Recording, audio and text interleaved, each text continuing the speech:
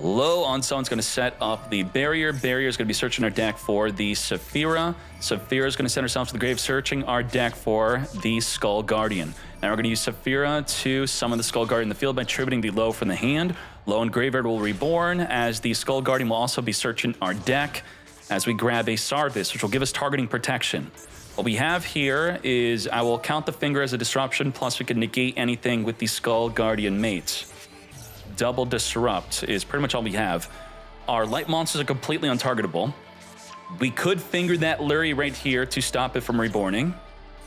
We do not. We're going to hold on to it, and we're under Maxx C, so sure, you want to keep on special summoning, be my guest. As we now Requiem attempt to summon for the deck, now we're going to call by the grave, finger that Requiem. No Crimson Tear summon for you. Negate. Now, we do need a light monster in graveyard to summon the Collapsed Serpent, which we could do. We are now going to be further playing under the effect of Maxx C, summoning our Senjin, searching for the Golem. Golem is going to be summoning from the back row again. We have to go in for lethal damage this turn. We're now going to Skull Guardian. Negate. Now we're left at, we already used the finger. We just used up our negate. We're at 0 disruption.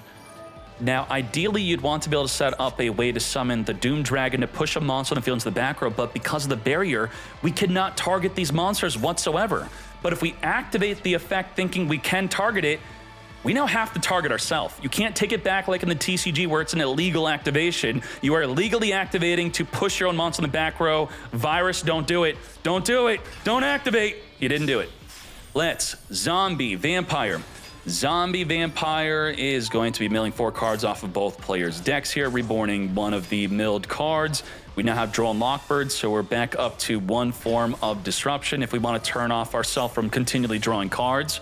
Let's now Engraver, return back the Lurie, reborn from Engrave. The Requiem has been banished, so we don't have the effect of being able to send a monster from the field to the graveyard unless we equip a sequence.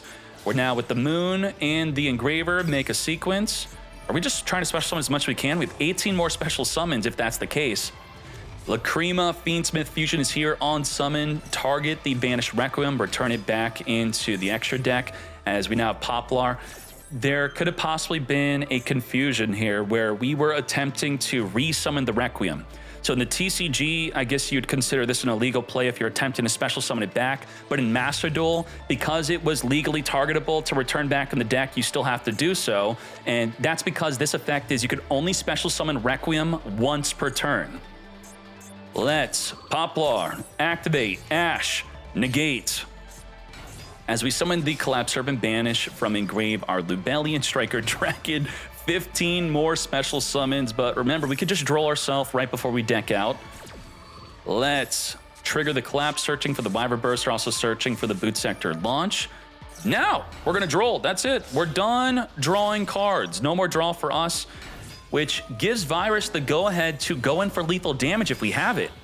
How can we lethal this field? Borland Dragon can attack every single monster on the field. This is it. Poplar equipping itself into the back row. Fiendsmith Sequence equipping onto the Lacrima. To battle we go. Wipe away the Skull Guardian. We cannot be destroyed by battle.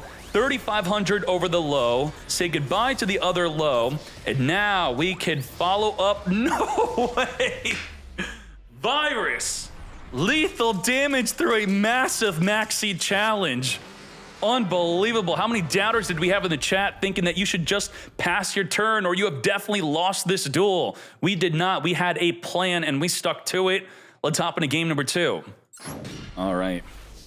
We got the Ice and the Low. Ice on summon, activate to summon from the deck into our Sword Ryzeal, searching for the X Ryzeal. So you can look here in the lingering window. From the Ice and the Sword, there's no lingering effects. But now there is. By special summoning the X Ryzeal, we now know that we are locked into rank 4 Xyz only. But we want to know, is that an extra deck lock or a main deck lock? Let's see. Exactly, it's just from the extra deck are we able to only summon rank 4 Xyz.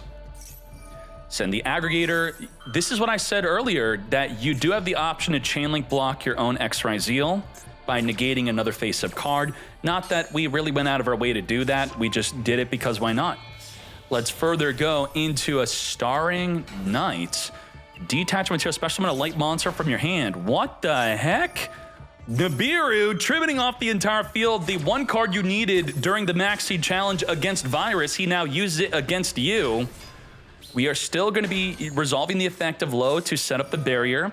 And if we could perform a ritual summon, the Low will still reborn. Triple tactics, talent. Let's take a gander at that hand. Get that Senjin out of here. Now, Saphira searching for the Skull Guardian. To summon Skull Guardian, it is required to have a level 7 to use for the ritual summon, as Saphira is going to be tributing off the token, which is a level 11, and that will just trigger the Low to reborn back here. Did we summon the Nibiru too early? Was it not the best case of using it, possibly? As we now search for a Sarvis.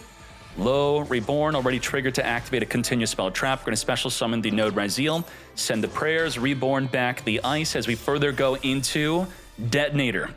Detonator will be able to equip the aggregator from Engrave, giving us that additional form of disruption. We're going to return 2 spells, summon our Sarvis, and now let's talk about our form of disrupt.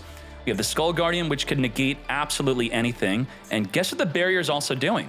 While you control Low in a light ritual, your Detonator cannot be targeted by card effects. That's crazy that we have that additional protection. This is inherent synergy and why you'd want to play Detonator in your voiceless deck.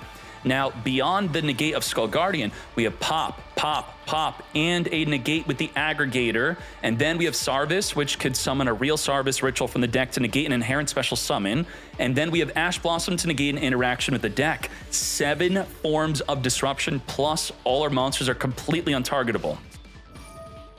Engraver would want to target. We're going to Detonator to the Engraver, pop away the Nibiru, pop it. And now let's search for our Tract. Are we going to negate the Tract with the Ash Blossom? Yes, we are. Negate. 5 more Disrupt left. And you have to understand that if you are choosing to Detonator or Ash, you're then consciously choosing to not trigger the Sarvis. Not trigger, but activate it, because you're chain link blocking its own effect. Now, we could activate to this. Perfect. And then we can wait for the activation of the effect to then pop it with the Detonator. Let's Sarvis from the deck, negate an inherent special summon. Detonator likely gonna get popping here. Detach again with 4 more forms of disruption, wiping away the Ravine. Rocket Tracer has no other face-up card to pop, but we do have the, not during the duel, Gia, we have Engraver reborning from Engrave. You cannot negate the summon with the Sarvis. You can negate this with Sarvis. Negate, banish, mate, you're not properly summoned. Goodbye. And then we normal summon the Rocket Tracer into a Striker Dragon. Striker Dragon is going to be completely negated by the Skull Guardian. With 2 more disruptions left, that is fully on the aggregator, being able to pop a card, then negate another card. So it's likely just 1 total disruption. Let's clean this up. After an epic Game 1 Maxx challenge, we had the voiceless Ryzeal completely clapping up game number 2 here. Summoning a Saphira onto the field is that BM. Gia, what do you think? Lethal damage. Do we give him a warning for that? Engraver searching for the Tract. If you're going to be ashing a search, you'd rather ash the Tract instead of the Engraver search. And from there, we could definitely play right through it with our Diablo Star, as we have no other forms of disruption.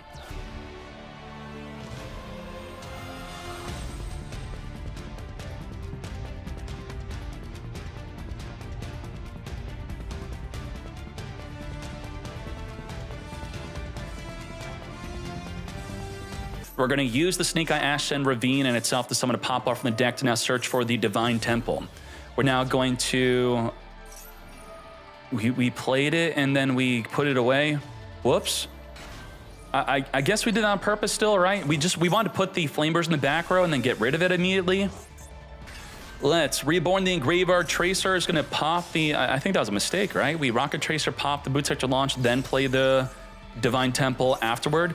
We're now going to Poplar, target the Prometheus to put itself in the back row, as we have a Borland Dragon now in the field, activating to negate our own monster to reborn the Recharger from Engrave to make a Borload Savage Dragon. Borload is going to be activating to turn on an Omni Negate Mate. I don't think this is doing anything in the back row, right? Did I have to actually read this? I don't have to read this. So with this field, we have triple Monster Negate plus a Monster Negate with the Borderland Dragon plus an Omni Negate with the Borderload Savage Dragon. With 5 forms of disruption, do we have anything else hiding in the graveyard? We do not. Draw for the turn. We have Barrier of the Voiceless, which can be negated by the Borderload Savage Dragon if we wanted to. Searching for Saphira. Saphira is going to be negated by the Apollo USA. We can now activate Triple Tactics talent to draw or take control of a monster, but the Borderload Savage would be able to negate it. So first, we make a Typhon. Typhon turns off the Borderland, turns off the Borderload. As we now go to battle, taking out the Apollo USA, we just drop down to 2 disruption now. Typhon is going to bounce away, return back the Borderland. We're now down to 1 disruption as we draw 2 with the Triple Tactics talent. Triple Tactics, we still have the lingering effect of Typhon not being able to summon for the rest of the turn, but now we do have double call by, and the Typhon's making it so the Borderland cannot negate called by. No negate for you, Finger the Engraver, banish. All right. We could shuffle a Ritual or Light to summon a Sarbis from the deck here, as we have the effect of the Requiem attempting to summon from the deck as we use the second Call by the Grave. I have 2 fingers, 1 for Engraver, 1 for the Requiem. Finger the Fool, negate and banish. Now, we're going to be flipping up the Radiance just to have it face up, sure. Before the Borderload is able to negate it. Now, you have to understand how Borderload works. Borderload negates the activation of a card. So if the trap is already face up, you activate the effect, Borderload negates, it stays face up for another turn, that's great. If it's face down, you flip it up, Borderload negates, it now goes to the graveyard. So really small detail that Rento's made sure to flip it up preemptively before it can negate the activation. As we're now going to Barrier Search. This does not destroy. It will keep the Barrier face up, but we're going to chain the Radiance to the Borderload, negating the Barrier from searching. Let's return the Skull Guardian from in hand back to the deck to summon a Low from the deck. Low on summon's going to activate to play the 3rd continuous trap and or spell, which will be the Blessing. Blessing will grab back Saphira from engraved to our hand. Saphira is now going to be searching our deck for that Skull Guardian we returned back in the deck. Saphira is going to be using the Low on field to tribute to summon our Skull Guardian, as we now have an Omni Negate. With the already used up Borderload Savage Dragon, we're also big enough to swing over it. Low reborn back. As we now, are we going to keep on making some more plays from here? As we have 1 disruption, we now have the Sarvis, which is not a 2nd disruption, but it's a 3rd. It's 2 disruptions on the 1 Sarvis because we could summon the Sarvis Ritual, and we also have the Radiance to pop cards in the field. We had at least 4 disruption as we 2-1 victory, lethal it up. Very nicely done. Wow, Borderland, Borderload, triple Monster Negate on the Apollo USA, and we broke the field with Typhon. Typhon cooked hard. Typhon took out the Apollo, bounced back to the unstoppable Borderland, which could not be targeted by monster effects, but a non-target spin back. That is crazy. Let's Fiendsmith track searching for a Lurie. We do have Maxx, and we could draw on Lockbird the Maxx. Under the effect of Droll, Fiendsmith is incredibly effective. It can make a full combo play. As long as it's not Engraver searching for track, then you get hit by Droll there. Let's Droll it up as we now effectively play fully under the Droll against Maxx as we summon the Lacrima Crimson Tear from the hand. That reveals information. That tells the opponent you only play 1 Crimson Tear and it was in your hand. We have Engraver reborn back as we further turn these 2 bodies into the sequence. Sequence is going to be fusing the Grave, return back the Requiem, and Engraver for the Fiendsmith Lacrima target, the Crimson Tear, reborn it back. Normal summon the Full Loss into a Baguska. What? Sequence equip onto the Fiendsmith Lacrima. Any monster activated while in defense and it will be forced into defense will be negated. How do we out this? Well, if we look at the extra deck, we have a Little Knight. That's one of the main ways to out it. So we would make an Almirage first, then Little Knight banish it. Normal the Low. Low's negated, so we don't even bother activating. Saphira is going to be fusing it up, I should say ritual summoning, into our Skull Guardian. Now, let's turn these 2 bodies into Dynamundo, being the other out to the Baguska as we spin it back into the extra deck. Now, Dynamundo has this great effect of during the opponent's turn, it's going to be able to reborn back the Skull Guardian, which would further trigger the load to reborn back onto the field. And a great out to this would be a Call by the Grave. If we don't top deck into a Call by the Grave, we may lose this entire duel. Now, what's going to happen beyond that is we're going to have an Omni Negate with the Skull Guardian, and we're going to have the low set up the trap, which will be able to pop a card in the field. And then we're going to have also the Call by the Grave, giving us a third form of disruption. Called by? Nope.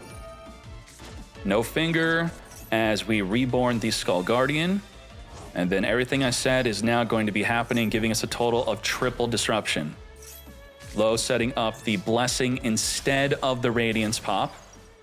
We're now going to go into the Fiendsmith Requiem. Let's return back the sequence as the Requiem chains to the effect of the Engraver to reborn from Engrave. As we're actually not even using the Engraver, we're just returning back with the Fiendsmith Lacrima to burn for 1200 as we're fingering the Requiem, stopping it from summoning a monster from the deck. Negate and banish. Now, since we don't have the Radiance, I don't think we actually have Blessing as a form of disruption. So we went from 3 disruption possibly now down to 2, which now down to 0 as the Skull Guardian negates. The Blessing is required for you to have a ritual monster in the hand to be that other form of disruption. That was game number 1, not game 3, as Moonveil surrenders, taking this into game number 2. We survived the Maxx with the Duel. We ended on a questionable Baguska for the end of our turn. Let's see if we can not get Maxx again for next duel, ideally. Again, we still have Lancia. Now, Lancia is actually quite effective against Voiceless because the Saphira needs to banish to perform the ritual summon. So this alone may just completely win it up. As you can check right here, we have no lingering effects on being locked into the extra deck, so we can still make Fiendsmith plays possibly. What exactly we do? We normal summoned Ice, special summon, the VVRyzeal, sure. As we sword, now we're locked in. We cannot make, we can't go into Requiem. We can't go into Exxon Knight into Requiem. We're locked into pretty much Ryzeal only. Ryzeal Detonator is going to be attaching any monster from Engrave. We're going to detach a monster, summon the Star Ryzeal, put into the back or the Plasma Hole. As we further turn these two bodies into a Star Liege.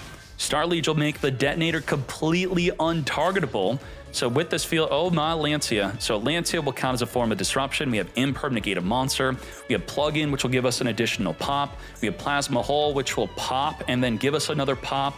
We also have Pop, and we do not have the additional negate, but within those pops, one of them can be a negate instead. So this is about 7 form of disruption, plus the Detonator being untargetable and being under the effect of Lancia. Good luck, Voiceless. Saphira not able to banish to Ritual Summon here. We're going to activate the Blessing. On normal summon, we could trigger the effect to Ritual Summon, but that is a continuous effect. We could pop. Interesting that we did not Detonator, chain pop the Blessing, then chain Imperm to the Detonator to negate the low, because it's much better that we just use it in the same column. You activated Blessing in the Imperm column. That's what we would have done if we had to do it. Well, maybe we were baiting an Imperm. We out big brained them, right? If we purposely play into Imperm, they're gonna feel so spicy and smart for not chaining Detonator. But now they could chain Detonator. It's like, are you really outplaying them if you trick them to use Imperm if they can now chain Detonator to your Sarvis? But we still didn't. Why not chain Detonator to pop the Blessing? We're going to, because we're negating the Sarvis. That's why. That Sarvis is not negating. So otherwise, if we were not negating the Sarvis, we would have just chain popped the Blessing. The column is now negated.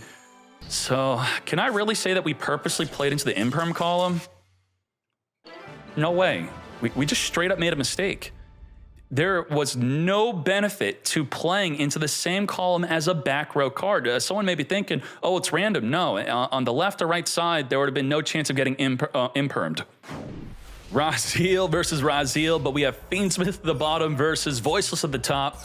We're going to use Saphira, which we have to remember the previous duel was not a fair one, as we were under the effect of Lancia, which does so happen to do quite well against Voiceless.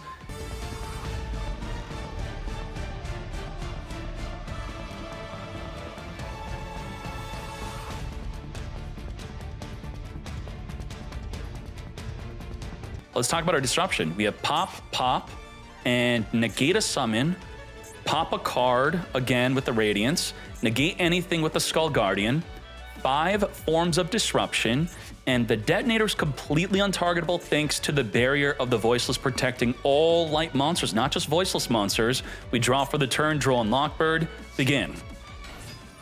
Normal the ice, which we're going to be chaining the Sarvis to summon a Sarvis Ritual from the deck. And as the ice now summons the deck a sword activating to search our deck, we're going to chain Radiance. Per ritual monster we control, pop that many face-up cards in the field, wiping away the ice and sword as we grab an VVRyzeal. VVRyzeal is going to send an Aggregator. Now, Aggregator cannot target any of the monsters. It has to target the barrier. By turning off the barrier, we can now target any monster in the field. Now, the Sarvis is negating the special summon of the VVRyzeal, thus it will not activate to search our deck.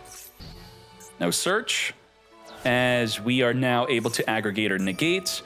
We do have a pop with the detonator in response to the Ryzeal Cross being activated. And beyond that, we still have an Omni negate plus another pop on the detonator mate.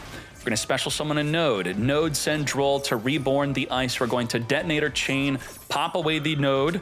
We can still plug in reborn a monster from engrave or that is banished. And you have to remember, the VVRyzeal has not yet activated on the field to search our deck, so we're going to negate that summon again. Disallow it by negating the plugin, and disallow it by negating its actual inherent summon. As we now reborn back in the field ice with no other play to make, we are of course scooping it up. Game 3 victory going to Voiceless Ryzeal, defeating Fiendsmith Ryzeal. All right, let's get to it. Labrynth versus Voiceless Ryzeal. Begin. I would think the protection of barrier making our cards untargetable will be very much a good thing against cards like Dogmatic of Punishment, which requires to be able to target a face-up monster on the field. Set 4 pass. Uh-oh. We have big welcome. Daruma flip the entire field face down. Punishment's gonna have to get popping before they establish a Skull Guardian plus a low. Saphira activating to ritual summon here. We do have Sarvis to negate the effect of the Dogmatic of Punishment as the Skull Guardian triggering a search. Low's gonna be attempting to reborn. Daruma is gonna flip down Skull Guardian before the effect of the low hits the field because it would then give it the ability to Omni negate. We're going to chain Big Welcome to summon a lady, then return it back to the hand here. The negate would have been active if we had not been flipped face down by the Daruma. Low on summon's going to be activated. We're going to chain Lady to ensure that we could chain the Lady to one of our backward card activations, then set a trap from our deck. We have the barrier. Now, Dogmatic of Punishment, because they don't have a face-up ritual, will be able to target the low, and the Sarvis is not only negating the Dogmatic of Punishment, but also chain link blocking the lady from setting a trap from the deck. A double whammy. Negate. Now, the track says we have to destroy our own monster to set a normal trap from our deck. That may still be worth it because the lady could chain to the tracks to set whatever trap we want. Do we have a chain link block for this? We do not. We're attempting to take control of the lady with the Triple Tactics talent, which we're now destroying our own lady to set from the deck a trap trick. And then the trap we're setting for the deck that we can activate is going to be the Welcome Labrynth. This is activatable. You take control of nothing. Welcome Labrynth cannot summon from the hand or grave. It's only from the deck. The Big Welcome could summon from the hand, deck, or grave. Welcome Labrynth is going to be chained to by the Sarvis to summon a Sarvis Ritual or a Skull Guardian from the deck. Since we don't have a Skull Guardian already on the field, we're going to summon it, turning on that Omni negate. We are just going to scoop it up, mate. Damn, set 4 was not good enough to defeat Voiceless Ryzeal. Man, go first, set 4, not good enough. That is crazy. We don't have set 4. I mean, we do have set 4, but Welcome Labrynth's a bit redundant. Tracks, we have to target a monster we control to destroy it. So we could Welcome Labrynth first, then we could target the monster we summon to then use the track so we could keep the Ash in hand. The callby can finger a Saphira, which is pretty good, or fingering low is also good. We have Ash negate the Welcome, so we're gonna have to finger the Ash. Let's, in response to the barrier activating to search our deck before we finger ourselves, we want to resolve our Ash against their effect, and then we're going to be able to use the Welcome Labrynth to safely finger their Ash. Let's make an Almirage and the turn. Okay, welcome Labrynth, attempt to summon for the deck. Now, because we already have a second copy of Welcome Labrynth, we may choose to not finger this, but if we finger it, we finger them for 2 turns. Not only is this Ash negated, but next turn that also Ash is negated. So why not negate the Ash? We did have the option to potentially chain a Maxx afterward to our Ash getting negated to get a single draw 1, but instead we're going to save it for the next turn. Drawing in our own end phase is not that ideal, as Ariana is going to be searching for a Lady Labrynth. Lady Labrynth is going to be special summoning as we now trap tracks. We use the Maxx to chain link block the Lady from setting whatever trap they want from the deck. As we now set a trap from the deck that will be activatable that turn, which we could just activate whatever that is. But we don't want to because we're under the effect of Maxx now, so we're going to wait for the next turn. First, we're going to welcome Labrynth.